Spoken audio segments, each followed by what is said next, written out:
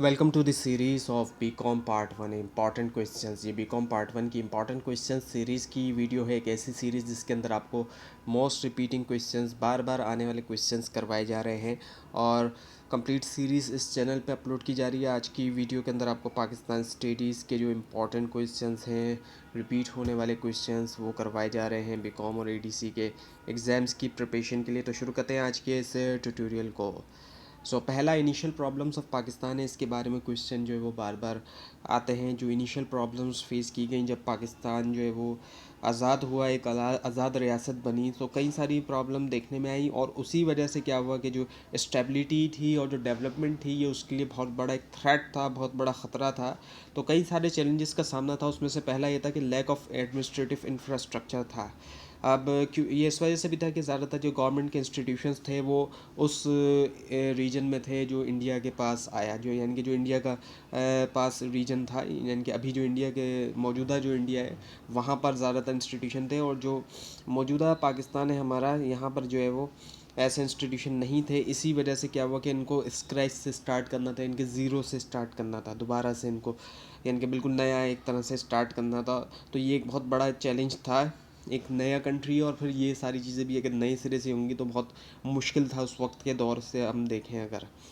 और उसके अलावा ये कि अनइक्वल डिवीज़न हुई, जो एसेट्स थे, जो भी असासे थे, प्रोपोर्शनेटली तौर पर वो जो है क्या हुआ कि उतने नहीं मिले जितने मिलने चाहिए थे। डिस्प्रोपोर्शन देखने में एक आया, स्मॉल शेयर, बहुत ही छोटा शेयर मिला फाइनेंशियली तौर पर भी, पैसों के हिसाब से भी अगर हम देखें या फिर मिलिट्री के हिसाब से भी अगर हम देखें, तो जो रिसोर्सेस मिले वो बहुत कम मिले प्रोपोर्शनेटली तौर पर अगर हम देखें तो।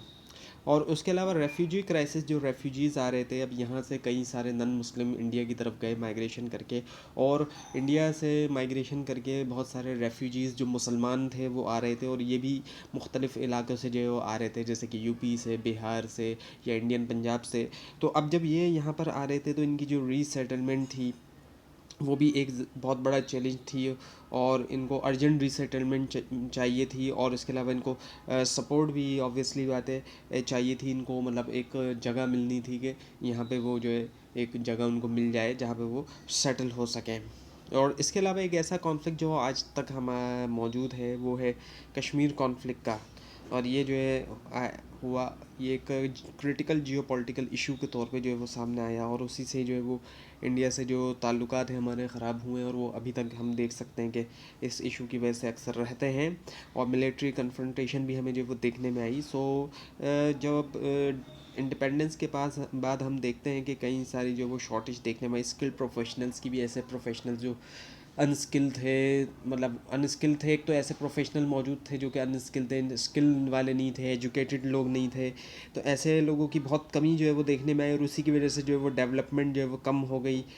जो भी एसेंशियल्स थी उनकी जो डेवलपमेंट थी, अब वो चाहे सर्विसेज के हवाले से या गवर्नेंस के हवाले से है। इसके अलावा फॉरेन पॉलिसी ऑफ पाकिस्तान, इसके बारे में भी क्वेश्चन आता है। तो जो फॉरेन पॉलिसी है पाकिस्तान की, उसको अगर हम देखें तो उसको तश्कील दिया गया है जो स्ट्रेटजिक इंटरेस्ट है, रीजनल डायनेमिक है, और जो इडियोलॉजिकल कमिटमेंट्स है। जो प्राइमरी ऑब्जेक्टिव जो है वो मेंटेन करना, वो ये है कि मेंटेन करना सॉवरेनिटी भी, खुद मुख्तारी भी, और जो रीजनल रिलेशंस हैं उनको, और टेरिटोरियल इंटीग्रिटी अगर हम देखें, स्पेशली अगर हम कॉम्प्लेक्स रिलेशन के हवाले से देखें, जो इंडिया के साथ एक कॉम्प्लेक्स किस्म का रिलेशन हमें देखने में आता है। और इसके अलावा ये कि जो इकोनॉमिक डेवलपमेंट है इंटरनेशनल कोऑपरेशन के ज़रिए, वो भी जो है वो की गोल रहा है पाकिस्तान की फ़ॉरेन पॉलिसी का। और उसके ज़रिए क्या होता है कि एड हासिल की जाती है, ट्रेड पार्टनरशिप होती है, और इसके अलावा इन्वेस्टमेंट आती है ग्लोबल पावर से, ताकि फॉस्टर किया जाए इकोनॉमिक डेवलपमेंट को और जो ग्रोथ होती है उसको। और एक बहुत अहम चीज़ रही है पाकिस्तान की फॉरेन पॉलिसी में, वो है रिलेशन विद मुस्लिम कंट्रीज़।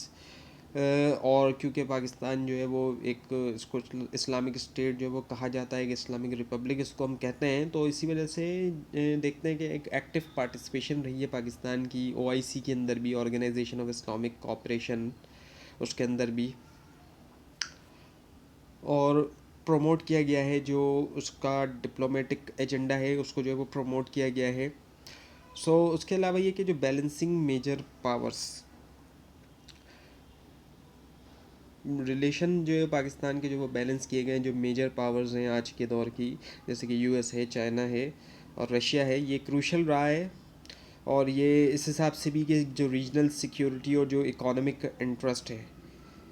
हम देखते हैं कि पाकिस्तान की फॉरेन पॉलिसी को अगर हम देखें पिछले जितने भी मतलब इंडिपेंडेंस के बाद के सालों में, तो ये इवॉल्व भी होती रही है इस रिस्पांस में कि जो भी ग्लोबल ट्रेंड देखने में आए हैं और जो भी डोमेस्टिक प्रायोरिटीज़ आई हैं, ताकि उससे बढ़ाया जाए इंटरनेशनल स्टैंडिंग भी, और जो सेफ गार्ड किया जाए अपने नेशनल इंटरेस्ट को। क्योंकि हम देखते हैं कि मतलब एक इवॉल्व तो हुआ है फॉरेन पॉलिसी में, अगर कभी यूएस की तरफ ज़्यादा झुकाव है तो कभी चाइना की तरफ, तो इस तरह की चीज़ें हम देखते हैं। वो इसी वजह से क्योंकि वो मौजूदा जो भी ट्रेंड होते हैं उसके हवाले से उसके रिस्पॉन्स में ये इस तरह की चीज़ें भी होती हैं।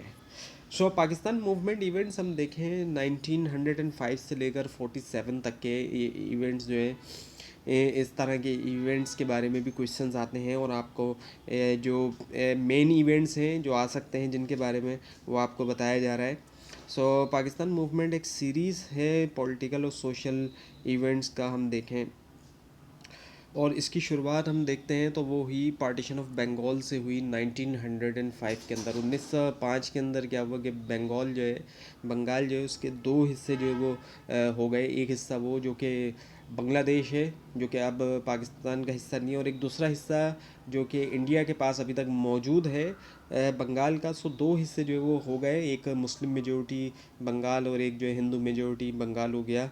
बांग्लादेश वाला जो हिस्सा है उसका कैपिटल ढाका, और जो इंडिया वाला बंगाल जो अभी तक उनके पास है उसका कैपिटल जो है वो कलकत्ता। अब जब ये डिवीज़न हुआ था तो फिर कम्युनल टेंशन भी हुए थे और एडमिनिस्ट्रेटिव चैलेंजेस भी देखने में आए थे। उस वक्त ये ब्रिटिश इंडिया था ये पूरा इलाका, तो ब्रिटिश इंडिया के अंदर। और उसके अलावा ये कि फिर 1906 के अंदर क्या हुआ, 1906 के अंदर एक सिग्निफिकेंट स्टेप हुआ जब मुस्लिम लीग बनाई गई। मुस्लिम लीग को बनाया गया और जो है वो एक ऑर्गेनाइजेशन फॉर्म के अंदर, यानी कि एक ऑर्गेनाइजेशन थी ये, और एक ऑर्गेनाइज तरीके से मुस्लिम पॉलिटिकल रिप्रेजेंटेशन हमें देखने में आई 1906 के अंदर। एक रिप्रेजेंटेशन थी मुसलमानों की, पॉलिटिकल रिप्रेजेंटेशन, वो भी ऑर्गेनाइज तरीके से। तो वो हमें देखने में आई जब मुस्लिम लीग बनने के बाद 1906 के अंदर। और हिंदू मुस्लिम रिलेशंस को हम देखें तो उसके अंदर 1906 में क्या होता है कि लखनऊ पैक्ट आता है, जो कि डिमॉन्स्ट्रेट करता है हिंदू मुस्लिम कॉपरेशन। ऑल दो कि ये एक शॉर्ट लिफ्ट यूनिटी थी, कोई इतनी ज़्यादा लंबी तो नहीं थी, लेकिन ये भी हमें देखने में मिलती है। उसके अलावा ये होता है कि 1916 के बाद 1919 के अंदर और 1919 से 1924 तक, जब फर्स्ट वर्ल्ड वॉर यानी कि जो पहली आलमी जंग है वो ख़त्म होती है, उसका अख्ताम होता है, तो उसके बाद होता क्या है कि जो सल्तनत उस्मानिया, जिसको खिलाफत उस्मानिया कहते हैं, वो ख़त्म हो जाती है। और फिर मुसलमानों का एक बहुत बड़ा डाउनफॉल शुरू होता है, जो कि हम कह सकते हैं कि अभी तक जारी है। तो उसके बाद जो है वो खिलाफत मूवमेंट जो है वो चलाई गई, और मुसलमानों के ग्लोबल इश्यूज़ थे, जो ग्लोबल मुसलमानों के इश्यूज़ थे, क्योंकि मुसलमान जो है वो डिक्लाइन की तरफ जाना शुरू हो गए थे। तो इसके लिए जो है वो खिलाफत मूवमेंट जो है वो चलाई गई। और फिर 1930 के अंदर क्या होता है कि अल्लामा इकबाल का जो है इलाहाबाद एड्रेस आता है, जिसमें आर्टिकुलेट किया गया जो सेपरेट मुस्लिम स्टेट का विजन है, और आइडियोलॉजिकल फाउंडेशन जो वो रखी गई पाकिस्तान की। 1940 के अंदर क्या होता है कि लाहौर रेजोल्यूशन पास होती है, जिसमें जो वो फॉर्मली तौर पर डिमांड किया जाता है इंडिपेंडेंट स्टेट जो मुस्लिम्स की, जो कि कॉर्नरस्टोन बन जाती है मूवमेंट का। और उसके अलावा एक चीज़ और हुई थी 1946 के अंदर, और वो ये हुई थी कि कैबिनेट मिशन जो है वो कैबिनेट मिशन प्लान था 1946 का, जिसके अंदर ये अटैम्प्ट की गई कि इंडियन यूनिटी की यूनाइट रखने की जो है वो अटैम्प्ट कोशिश की गई थी, लेकिन वो फेल हो गया सेटिस्फाई करने में जो मुस्लिम एस्पिरेशंस थे। और फाइनली 1947 के अंदर हम देखते हैं हिस्ट्री में कि एक सेपरेट होमलैंड जो है वो हासिल कर ली गई। और उस वक्त जब सेपरेट होमलैंड थी तो ये दो हिस्से थे बड़े, एक वेस्ट और ईस्ट पाकिस्तान। जो वेस्ट पाकिस्तान आज का मौजूदा जो पाकिस्तान है वही है, जबकि ईस्ट पाकिस्तान जो कि बांग्लादेश है। सो 1973 का कॉन्स्टिट्यूशन, ये भी जो है इसके बारे में भी क्वेश्चन जो है वो आते हैं, और ये वो कॉन्स्टिट्यूशन है जो कि अभी तक चल रहा है। इसमें अमेंडमेंट ज़रूर होती गई हैं लेकिन ये अभी तक चल रहा है। और फिर ये भी हुआ कि जब 1971 के बाद जब ईस्ट पाकिस्तान अलग हो गया, बांग्लादेश यानी कि जो बंगाल का हिस्सा हमारे पास था वो अलग हो गया, मुस्लिम बंगाल वाला हिस्सा, तो फिर ऐसी सिचुएशन के अंदर ये भी हुआ कि एक नए कॉन्स्टिट्यूशन की ज़रूरत आई जो कि वेस्ट पाकिस्तान के लिए ज़रूरत थी। तो फिर 1973 का जो है वो कॉन्स्टिट्यूशन जो है वो आया, और ये एक लैंडमार्क डॉक्यूमेंट है जो इसने इस्टेब्लिश किया फ्रेमवर्क जो है कंट्री की गवर्नेंस के लिए, और इसने जो है वो इंट्रोड्यूस किया फेडरल पार्लियामेंट्री सिस्टम को भी, और एक बाई कैमरल लेजिस्लेशन के साथ, जिसके अंदर नेशनल असेंबली हम देखते हैं और सेनेट, ये दो चीज़ें जो है हम देखते हैं। और ये एक ऐसा कॉन्स्टिट्यूशन है जो कि फंडामेंटल राइट्स की हमें गारंटी देता है। अब लोगों को पता नहीं है कि इस कॉन्स्टिट्यूशन को जब ये बनाया गया, ये आया, तो इसके अंदर फंडामेंटल जो राइट्स हैं उनकी गारंटी जो दी गई, जैसे कि फ्रीडम ऑफ स्पीच की, जो आज के दौर में बहुत ज़्यादा एक ज़रूरी चीज़ समझी जा रही है। इसके अलावा रिलीजन की भी, कि हर किसी को फ्रीडम है कि वो अपना रिलीजन फॉलो कर सकें। और इसके अलावा ये कि इक्वालिटी भी, यानी कि हर किसी को इक्वालिटी जो है वो दी जाएगी। सो ये तमाम जितने भी सिटीजन हैं उनको जो है वो इक्वालिटी जो है वो दी गई। और इसके अलावा इसके अंदर जो है वो इस कॉन्स्टिट्यूशन के अंदर जो इस्लामिक प्रोविजंस हैं वो इंटीग्रल हैं इस कॉन्स्टिट्यूशन का, और डिक्लेयर किया गया है पाकिस्तान को एक इस्लामिक रिपब्लिक भी। अब जब इस्लामिक रिपब्लिक डिक्लेयर किया गया तो ये चीज़ लाजमी थी कि कंसिस्टेंसी हो, जो इस्लामिक टीचिंग्स हैं उनके साथ कंसिस्टेंसी होनी चाहिए। और इसके अलावा ये कि जो काउंसिल है इस्लामिक आइडियोलॉजी की वो जो है जो उसको भी इस्टेब्लिश किया गया, इसी कॉन्स्टिट्यूशन के ज़रिए इस्टेब्लिश किया गया, ताकि इंश्योर किया जाए कि लेजिस्लेशन इस्लामिक प्रिंसिपल्स के मुताबिक हो, इस्लामी उसूलों के मुताबिक हो। सो ऑब्जेक्टिव रेजोल्यूशन प्रीएम्बल। अब अगर हम ऑब्जेक्टिव रेजोल्यूशन की बात करें, सो इसने जो है वो हाईलाइट किया गाइडिंग प्रिंसिपल जो है गवर्नेंस के, जो कि इनकॉर्पोरेट थे एज अ प्रीएम्बल के तौर पर एम्फेसाइज किया गया सॉवरेनिटी ऑफ अल्लाह, यानी कि जो हाकमियत है, जो बादशाहत है, वो किसकी है, वो अल्लाह की है, वो किसी इंसान की नहीं बल्कि खुदा की है, अल्लाह की है। और ये कि जो डेमोक्रेटिक आइडियल्स हैं वो उनको एज अ गाइडिंग प्रिंसिपल के तौर पर गवर्नेंस के लिए। तो हम देखते हैं कि 1973 का जो कॉन्स्टिट्यूशन है, वक्त के साथ साथ उसमें कई सारी अमेंडमेंट्स भी देखने में आई, और जो कि रिफ्लेक्ट करता है इवॉल्विंग पॉलिटिकल लैंडस्केप भी, और जो सोसाइटल नीड्स हैं उसको भी। और ये कॉर्नरस्टोन रहा है पाकिस्तान के जो लीगल और पॉलिटिकल सिस्टम है, जो कि हम देखते हैं जिसके अंदर डेमोक्रेटिक गवर्नेंस है रिलीजियस वैल्यूज़ के साथ। So now the cultural heritage of Pakistan.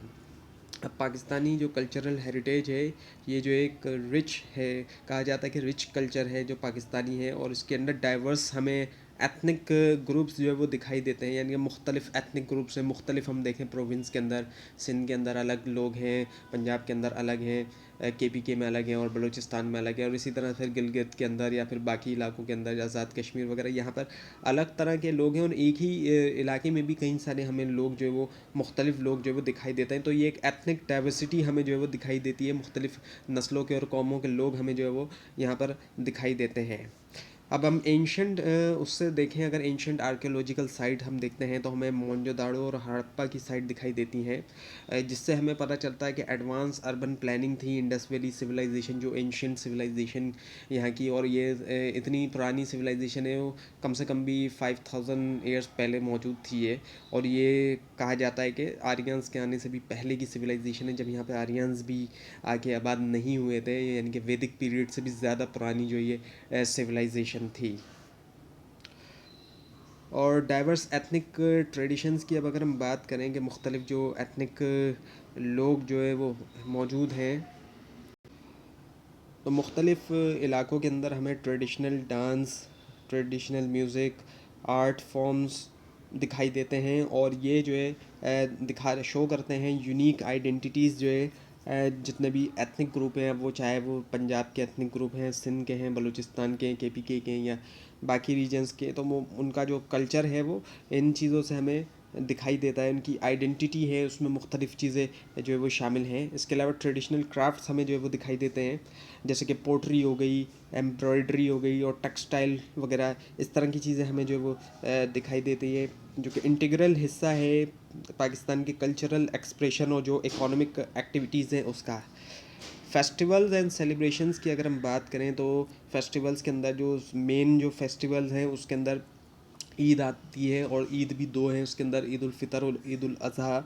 और इसके अलावा बसंत और उर्स, ये भी जो है वो कल्चर का हिस्सा हैं, ये इम्पॉर्टेंट फेस्टिवल्स के अंदर इनको भी कंसिडर किया जाता है ये। और ये स्पिरिचुअल हमें दिखाई देता है कि स्पिरिचुअल लाइफ भी हमें दिखाई देती है जो फेस्टिवल्स हैं उनके अंदर, और कम्युनल और स्पिरिचुअल लाइफ भी हमें दिखाई देती है। सो प्रिजर्वेशन और जो प्रमोशन है कल्चरल हेरिटेज की, वो ज़रूरी होती है ताकि नेशनल यूनिटी को बरकरार रखा जाए और जो नेशनल प्राइड है उसको भी। और चैलेंजेस के बावजूद भी हम देखते हैं कि सेलिब्रेट किया जाता है और इवॉल्व किया जाता है जो कल्चरल लेगेसी है, और यही इसको वाइब्रेंट और इंटीग्रल पार्ट बनाता है नेशनल आइडेंटिटी का। Now the importance of Urdu. अब उर्दू जो कि नेशनल लैंग्वेज है, इसके हवाले से भी कई सारे सवालात आते हैं। तो उर्दू जो एक सेंट्रल प्लेस है पाकिस्तान के लिंग्विस्टिक और जो कल्चरल लैंडस्केप है उसके अंदर हम देखें, और नेशनल लैंग्वेज की वजह से ये सर्व करता है एक मीडियम के तौर पर।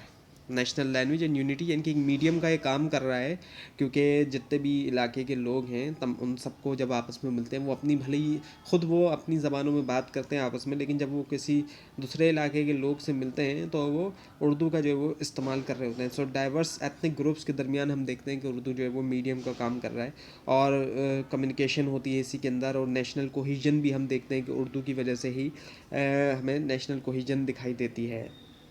और role in education and media, और उर्दू का जो है बहुत ज़्यादा जो है वो हम देखते हैं कि वाइडली इसको यूज़ किया जाता है एजुकेशन के अंदर भी। और ये हम देखें पीछे अगर हम देखें तो और भी ज़्यादा, आज के दौर में तो फिर भी हम देखते हैं कि थोड़ा कम होता जा रहा है, स्पेशली जब से ये एजुकेशन सिस्टम नया जब से आया है 4 ईयर्स की डिग्री का, तो उसमें उर्दू के अंदर डिग्रीज हमें बहुत कम दिखाई देती है। लेकिन पहले हम देखें तो उर्दू के अंदर मास्टर तक होता था, तो इतनी ज़्यादा हाई लेवल पे एजुकेशन जो है वो उर्दू के अंदर प्रोवाइड की जा रही थी। तो उर्दू का एजुकेशन के अंदर जो है वो भी रोल दिखाई देता है। फिर मीडिया को अगर हम देखें तो जितने भी मेन स्ट्रीम मीडिया है वो ज़्यादातर उर्दू के अंदर है, और इसके अलावा लोग सोशल मीडिया का इस्तेमाल भी उर्दू में काफ़ी हद तक करते हैं। गवर्नमेंट के ऑफिस के अंदर भी हम देखते हैं तो हमें जो है वो उर्दू का इस्तेमाल जो है वो दिखाई देता है।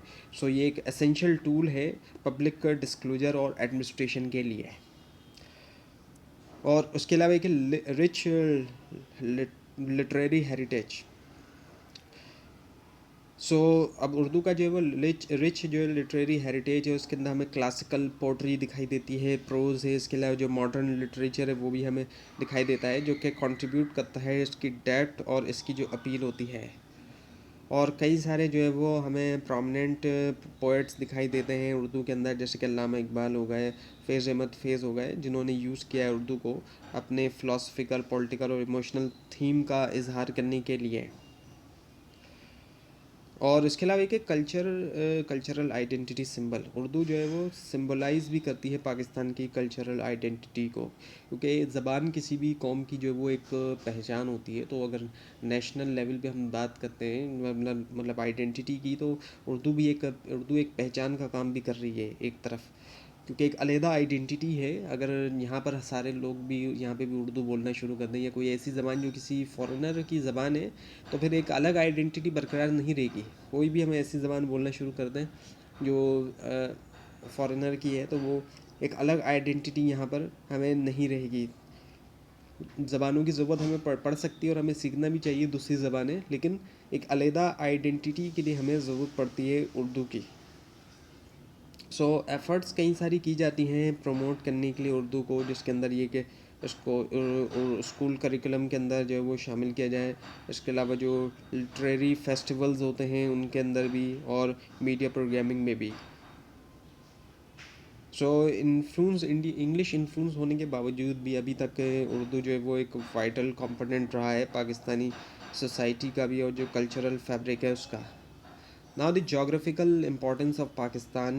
अब जो जोग्राफिकल इम्पोर्टेंस है पाकिस्तान की जहाँ पर मौजूद है, साउथ एशिया की जिस लोकेशन के ऊपर मौजूद है, इसकी क्या इम्पोर्टेंस है, इस हवाले से भी क्वेश्चन जो है वो आता है और ये भी इम्पोर्टेंट क्वेश्चन में से है। सो स्ट्रेटजिक लोकेशन है, हम देखते हैं अगर पाकिस्तान की, सो क्रॉस रोड के ऊपर है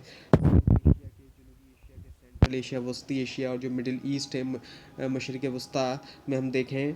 सो ये जो सर्व करता है वाइटल लिंक के तौर पे जब रीजनल कनेक्टिविटी और ट्रेड की बात होती है, ट्रेड के लिए भी जो है वो पाकिस्तान के जो रूट है। अब अगर हम मैप के ऊपर आप देखेंगे इसको तो अरेबियन सी से टच करता है एक तरफ, और अगर हम पाकिस्तान के साउथ के अंदर हम देखेंगे तो इंडिया की तरफ, और अगर हम नॉर्थ की तरफ हम जाएंगे तो हम सेंट्रल एशिया की तरफ यहाँ से हम जा सकते हैं। और इसी तरह वेस्ट की तरफ हम जाते हैं तो वहाँ पे फिर हम मिडिल ईस्ट की तरफ भी हम जा सकते हैं। सो ये एक वाइटल जो है वो रीजनल कनेक्टिविटी हब का जो है वो काम करता है, और इसी वजह से हम देखते हैं कि चाइना ने जो सी पेक का प्रोजेक्ट जो है वो लॉन्च किया है, वो कनेक्टिविटी का फ़ायदा जो है वो हासिल किया है, पाकिस्तान की जो कनेक्टिविटी है उसका फ़ायदा हासिल किया है। सो मैरीटाइम एक्सेस है पाकिस्तान का जो अरेबियन सी तक प्रोवाइड करता है, मैरीटाइम कॉमर्स भी, और अच्छा अब इसके ज़रिए तिजारत भी होती है, जो तिजारती रास्ता है समंदर का उसके ज़रिए, और नेवल ऑपरेशन की अपॉर्चुनिटीज़ भी हमें मिलती हैं इस अरेबियन सी के ज़रिए, और डाइवर्स टेरेन एंड रिसोर्स हमें दिखाई देते हैं। इसके अंदर हमें माउंटेन, प्लेन्स और डिज़र्ट और कोस्ट लाइन वगैरह ये तमाम चीज़ें हमें दिखाई देती हैं, और उसी की वजह से हमें क्लाइमेट जो है वो उसके अंदर हम देखते हैं कि वेरिड क्लाइमेट दिखाई देता है, हमें एक जैसा क्लाइमेट नहीं दिखाई देता। सर्दी है, कहीं कहीं पे गर्मी है, हम देखते हैं मुख्तलिफ़ इलाकों के अंदर हमें मुख्तलिफ़ जो है वो मौसम दिखाई देते हैं। नेचुरल रिसोर्स हमें मुख्तलिफ दिखाई देते हैं। टूरिज़म के पोटेंशियल हैं, कई इलाके ऐसे हैं कि वहाँ पे जो टूरिस्ट आते हैं, दुनिया भर से टूरिस्ट आते हैं। और इकोनॉमिक एंड इंफ्रास्ट्रक्चर डेवलपमेंट, जैसे कि आपको बताया गया कि सी पैक का प्रोजेक्ट जो है वो बनाया गया चाइना पाकिस्तान इकोनॉमिक कॉरिडोर में, जिसमें चाइना ने जो है वो काफ़ी फ़ायदा हासिल किया इस पाकिस्तान का जो एक एक्सेस है सी तक का, उसके ज़रिए भी अरेबियन सी तक का, और जो कि इन्हेंस करता है, बढ़ाता है जो उसका रोल है ग्लोबल ट्रेड के अंदर भी, और जो इंफ्रास्ट्रक्चर डेवलपमेंट है उसके अंदर भी। तो पाकिस्तान की जो जोग्राफिकल फ़ीचर है वो भी इन्फ्लुएंस करता है उसके डिफेंस स्ट्रेटजी और जो इन्वायरमेंटल पॉलिसीज़ हैं। ओवरऑल जो लोकेशन है और फिज़िकल एट्रीब्यूट है इसको बनाता है एक ऐसा एक अहम जो है स्टेट जो है रीजनल और जो ग्लोबल अफेयर्स हैं उसके अंदर। तो ये था आज का ट्यूटोरियल। आपको इस बारे में कोई क्वेश्चन है और अगर इसमें कोई मिस्टेक भी दिखाई दे ज़रूर हाईलाइट कीजिए, और इस पूरी सीरीज़ को देखने के लिए और एग्ज़ाम्स की प्रिपरेशन के लिए इस चैनल को सब्सक्राइब कीजिए, बेल आइकन के ऊपर क्लिक कीजिए। Thanks for watching this video and best of luck.